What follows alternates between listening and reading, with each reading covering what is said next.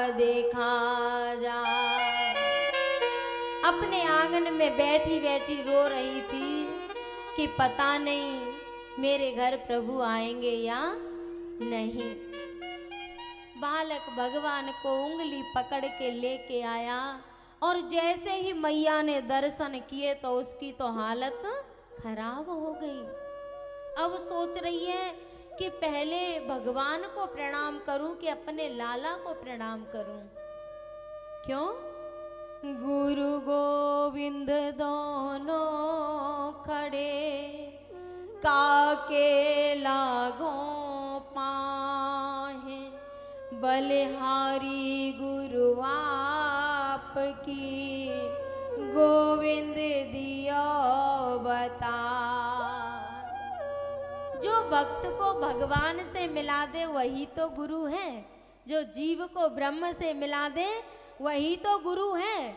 आज वो नारी सोच रही है कि मेरे बेटा ने गुरु का काम किया है, अब मैं पहले इसको प्रणाम करूं कि भगवान को प्रणाम करूं। उस नारी ने भगवान को तो छोड़ दिया और अपने लाला को गोद में भर लिया और बहुत रोई। बेटा, आज मेरी कोख धन्य हो गई। के जननी तू संत जन के दाता के सूर, नाहे तो तू बांझ रहे काहे गवावे नूर। प्यारे, पुत्रवती माँ तो वही है जिसका बेटा या तो संत है या सूरवीर है या दानी है। अगर इन तीनों में से कुछ भी नहीं है तो नतर बांझ भली बाध बयानी, राम विमुख सुत ते बड़ी हानि। पुत्रवती माँ तो वही है। उस मैया ने कहा, बेटा आज मैं धन्य हो गई, मेरी कोख धन्य हो गई। और प्यारे, जरूरी नहीं है कि माता पिता ही हमें भगवान का साक्षात्कार करवाएं। जरूरी नहीं है कि गुरु ही हमें भगवान से मिलाएं। सच्चा शिष्य तो वो होता है जो गुरु के सामने भगवान की उंगली पकड़ के ले आता है। जैसे सुतीक्षण जी लेके आए थे अपने गुरु के पास। सच्चा बेटा तो वही होता है जो अपने माता पिता के पास भगवान की उंगली पकड़ के ले आता है। और प्यारे,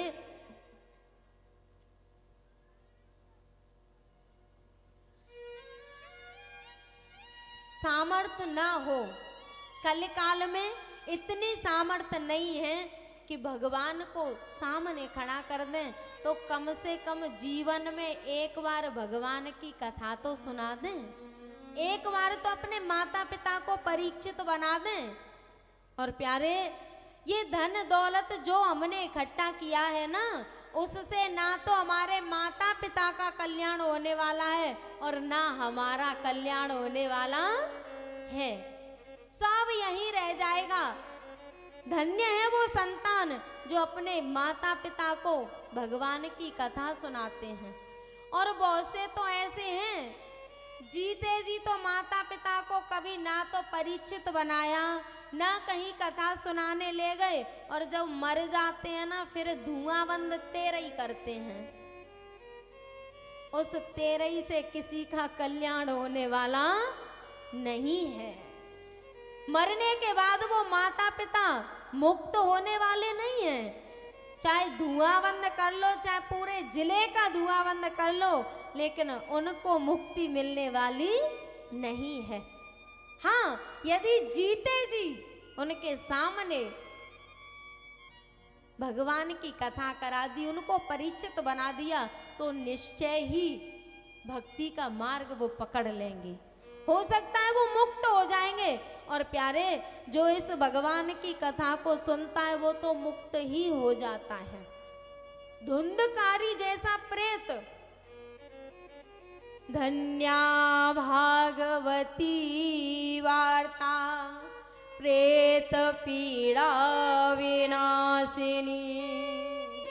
जब इस कथा के श्रवण से प्रेत योनि से धुंधकारी मुक्त हो गया और दिव्य रूप धरो जातस तुलसी दाम मंडित पीत श्यामा घन श्यामो कुंडलायान वित मुकुटी कुंडलान्वित। प्रेत योनि से भगवान जैसा स्वरूप प्राप्त कर गया, चतुर्भुज रूप, तुलसी की माला पहनी है, मुकुट है, कानों में कुंडल है। तो जब प्रेत सुनने से मुक्त हो सकता है तो हम प्रेतों से गए बीते तो नहीं है, हमारी भी मुक्ति हो जाएगी। और प्यारे, वो माँ बाप धन्य हैं जो संतान को भगवान की भक्ति सिखाते हैं।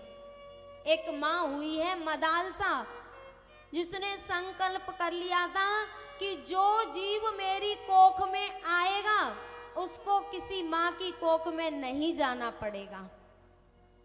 और जैसे ही महारानी थी और जैसे ही बालक पेट में आता तो उसको एक मंत्र देती, पेट में ही उसको शिक्षा देती, शुद्धोसी बुद्धोसी निरंजनोसी संसार माया परिवर्जितोसी।